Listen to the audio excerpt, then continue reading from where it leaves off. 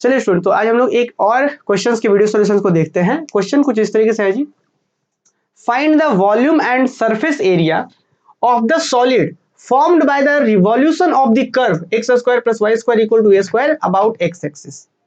ठीक है, अब इसी चीज को ये पहले कह क्या रहा है इसको समझते हैं हम लोग। ये क्या कहना चाह रहा है स्टूडेंट, ये कह रहा है कि एक कर्व है x square plus Y square is equal to A square, और आप सभी बच्चों को पता है कि कुछ और नहीं बल्कि सर्कल है।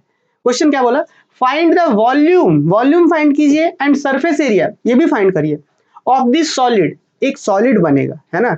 मतलब कि जब x square plus Y square equal to A square, जब सर्कल को आप रिवॉल्व करा देंगे तो एक सर्कल एक सॉलिड बनेगा। उस सॉलिड का हमें वॉल्यूम भी चाहिए और सरफेस एरिया भी चाहिए।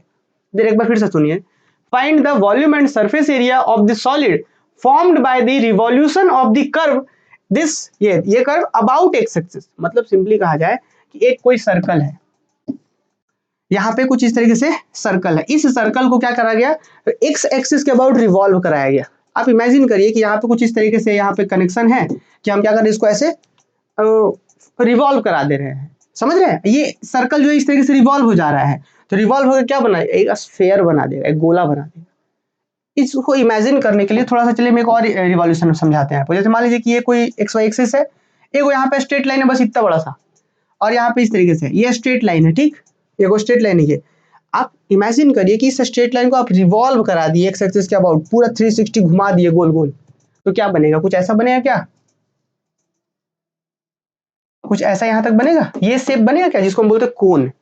तो कोन को जनरेट करने के लिए एक लाइन काफी है, इस तरीके से वो कोन को जनरेट करता है। ठीक उस तरीके से स्फीयर को जनरेट करना है ना। तो सर्कल का अगर आधा हिस्सा पूरा, आप मान लीजिए सिर्फ आधा हिस्सा ले लीजिए, उसको 360 घुमा दीजिए, समझे। एक सर्कल का आधा हिस्सा लीजिए, सिर्फ अपर पार्ट ले लीजिए, उसको 360 घुमा दीजिए। मतलब जहां से शुरू किया है एकदम वहां से ऐसे ऐसे घुमाना शुरू कर दिया और फिर वहीं पहुंचा दिए, तो एक पूरा जो सॉलिड जनरेट हो जाएगा। क्या वो सॉलिड कैसा बनेगा, तो वो सॉलिड एक स्फीयर होगा, एक गोला बनेगा। अच्छा, सिर्फ अपर हाफ से नहीं, मान लीजिए आप पूरे सर्कल को ले लीजिए और सिर्फ इसको घुमाना क्या होगा, आप आधा ही घुमाइए सिर्फ, मतलब यहां से शुरू करिए और ऐसे, तो आप इसको भी घुमाएंगे, इसमें आपको कम घुमाना पड़ेगा है ना। मतलब यहाँ से शुरू हो रहा है यहाँ तक जैसे, मतलब 180 डिग्री पर ही ये पूरा एक स्फीयर बना देगा। तो इसी क्वेश्चन में ना कभी कभी ऐसा बोल सकते हैं कि सिर्फ अपर हाफ, सर्कल के अपर हाफ को घुमा करके बनाया जा रहा है, तो अपर हाफ को घुमाने में 360 घुमाना पड़ेगा, पूरा को घुमाएंगे तो 180 घुमाना पड़ेगा। तो उससे मुझे मतलब नहीं है कि कितना घुमाना है कितना नहीं, मुझे सिर्फ इससे मतलब है कि जो सॉलिड बन रहा है उसका वॉल्यूम चाहिए, सरफेस एरिया चाहिए। तो क्वेश्चन में अपर हाफ भी मिलेगा तो भी सॉल्यूशन यही होगा उसका। तो अब जरा फिर से पढ़ते हैं, find the volume and surface area of this solid formed by the revolution of the curve x square plus y square equal to a square about x axis। तो वॉल्यूम कैसे निकाला जाता था कर्व का, जो रिवॉल्यूशन से बनता था शेप उसका। सरफेस एरिया कैसे निकाला जाता है, हमने क्लासेस में तो डिटेल में डिस्कस करा ही है। आइए इस क्वेश्चन में भी सीखते हैं। सबसे पहले लिखेंगे clearly the solid generated is a sphere whose center is the center of the circle and whose radius is a। मतलब कि जो सॉलिड जनरेट होगा यहाँ पे वो एक क्लियरली एक स्फीयर जनरेट होगा सर्कल के रिवॉल्यूशन से या सर्कल के अपर हाफ के रिवॉल्यूशन से, जो भी रहे, तो एक जनरेट होगा एक स्फीयर जिसका सेंटर यही होगा, जो सर्कल का सेंटर है वही होगा, और जिसका रेडियस ए होगा। यहाँ पे ऑब्वियस a,0 लिख दिया गया यहाँ पे। अब हम क्या करेंगे स्टूडेंट, अब बोला गया है कि now required volume of the solid, क्या होगा, required volume of the solid, solid यहाँ पे कौन है, स्फीयर है, क्या होगा फॉर्मूला, तो कुछ नहीं है जी, यहां से यहां तक x का यहाँ पे इस बार कर रहा है लाइन, टैली कर रहा है कि x का लिमिट कहां से कहां तक, माइनस ए से ए तक है। और फॉर्मूला क्या होता था कि लिमिट पाई वाई स्क्वायर dx। तो माइनस ए से ए हो गया, माइनस ए से ए एक्स में लिमिट हो गया, क्योंकि यहां एक स्टेप देंगे तो ये स्टेप माइनस ए से ए तक जाना चाहिए। अब इस स्टेप को इस दीजिए, इधर दीजिए, कहीं पे दीजिए, तो इस तरीके से है। तो माइनस ए से ए हो गया एक्स में लिमिट, और पाई वाई स्क्वायर डी एक्स। अब वाई स्क्वायर का वैल्यू क्या आ जाएगा, वाई स्क्वायर वैल्यू आएगा ए स्क्वायर माइनस एक्स स्क्वायर, इधर से निकल जाएगा। तो नेक्स्ट वही चीज है, पाई माइनस ए से ए, और वाई स्क्वायर का वैल्यू कितना निकला जी, वाई स्क्वायर का value A square minus x square. तो पाई बाहर हो गया, वाई स्क्वायर का value A square minus x square D X. अब भाई क्या कर लीजिए, इंटीग्रेशन कर लीजिए। ये इंटीग्रेशन इस पे आएगा तो ए स्क्वायर तो ठीक है, और डी एक्स का इंटीग्रेशन एक्स, इस पे आएगा तो क्या होगा, ए स्क्वायर यहाँ है नहीं, एक्स स्क्वायर तो क्या x cube by 3 minus a से ए। क्लियर। अब पुट करिए सबसे पहले अपर लिमिट, तो ये पाई तो बाहर है, अपर लिमिट ए पुट करेंगे तो A square into A cube, यहाँ पुट करें तो A cube by 3। Upper limit A put करा हमने, फिर माइनस था माइनस दिया हमने, फिर लोअर लिमिट पुट करिए। ये नहीं समझे, यहाँ माइनस ये वाला नहीं है, upper limit minus lower limit, ये फॉर्मूला का है। अब ये चीज यहाँ पर लिमिट हम पुट करें, दोनों में पुट करा हमने, उसके बाद फॉर्मूला का minus upper limit minus lower limit, अब लोअर पुट करिए तो माइनस पुट करेंगे यहाँ पे, तो माइनस ए, तो A square into A cube और माइनस है तो माइनस ए क्यूब, और जैसे यहाँ पे पुट करें तो माइनस ए वो यहाँ का और यहाँ पर माइनस ए क्यूब, तो प्लस ए क्यूब बाई 3। अब नेक्स्ट स्टूडेंट जैसे ही आगे बढ़ेंगे तो आप देखिए ना यहाँ पे जैसे आप आगे बढ़ेंगे तो ए क्यूब और यहाँ minus of A cube, minus of minus plus A cube, तो A cube plus A cube कितना हो गया 2a क्यूब। समझे कैसे, ये ए क्यूब और यहाँ का प्लस ए क्यूब जुट गया क्योंकि माइनस माइनस प्लस हो जाएगा इसलिए, तो ए क्यूब और ए क्यूब कितना होगा 2a क्यूब, ये हो गया। अब माइनस ए क्यूब बाई 3 और ये माइनस ए क्यूब बाई 3, तो minus A cube by 3 minus A cube by 3 minus 2a cube by 3 हो जाएगा, तो माइनस 2a क्यूब बाई 3, ये 2 और 2 दोनों से बाहर करके निकाल लीजिए, या फिर आप सिंपली ऐसे छोड़ लीजिए 2a क्यूब, यहाँ पे 2a क्यूब है, यहाँ पे 2a क्यूब बाई 3 है, कुछ एलसीएम ले लीजिए, कितना होगा 3 दूना 6 क्यूब में से 2a क्यूब जाएगा।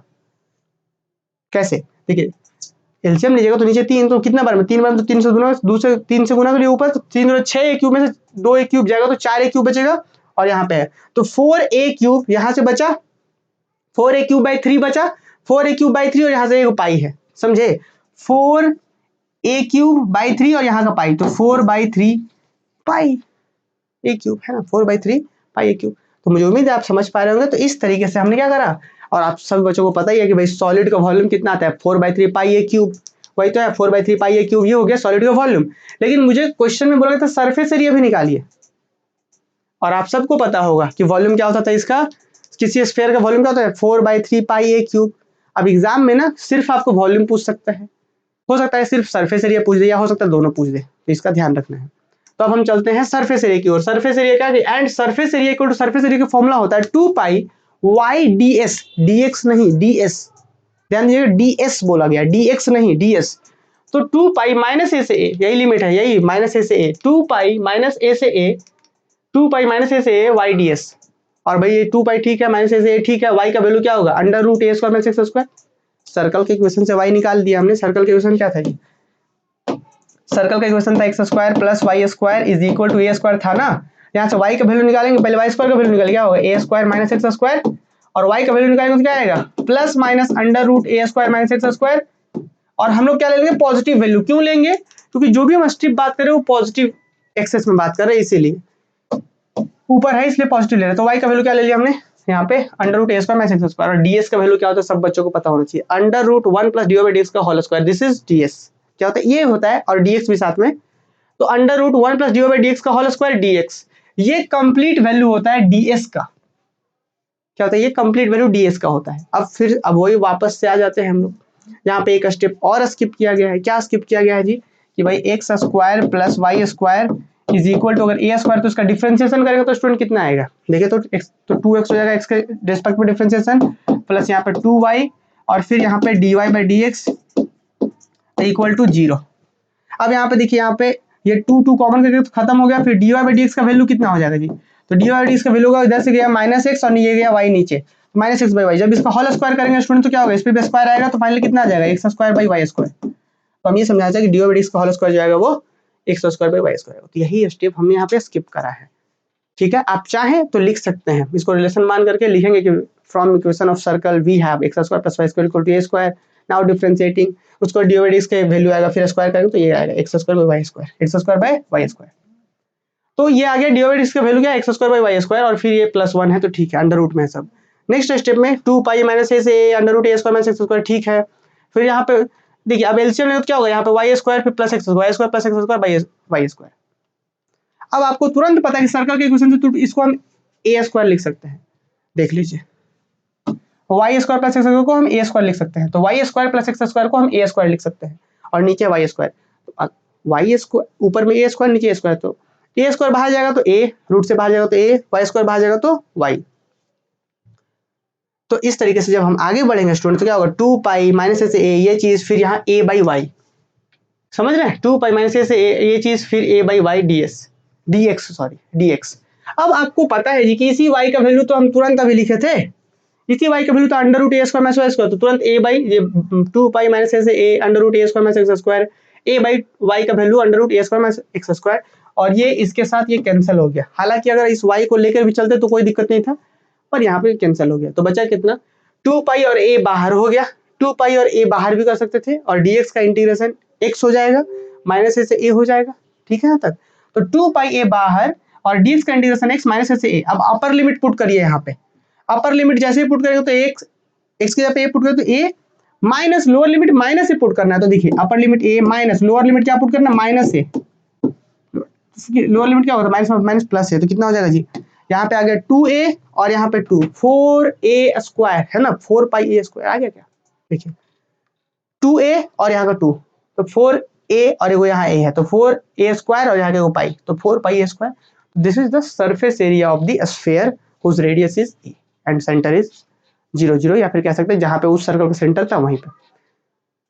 क्लियर। तो ये मुझे उम्मीद है कि इस क्वेश्चन में आपको दोनों ही चीजें सीखने को मिली होंगी कि किस तरीके से इस सर्कल, अब ध्यान रहे कि क्वेश्चन में मिल सकता है कि सर्कल के अपर हाफ से जनरेट किया जा रहा है, क्योंकि मुझे एंगल तो बताना ही नहीं पड़ा ना कि कितना डिग्री रिवॉल्व कराना पड़ा, है ना। इसीलिए अगर अपर हाफ भी लिखा रहे तो भी यही सॉल्यूशंस होगा, ऐसे ही बनाएंगे। पूरा पूरा सर्कल को रिवॉल्व कराया गया तो भी यही बनेगा। तो मुझे उम्मीद है कि आप लोग सीखे होंगे और बाकी अब हम लोग मिलेंगे अगले किसी क्वेश्चन के वीडियो सॉल्यूशन के साथ। तब तक के लिए आप लोग रिवीजन करिए।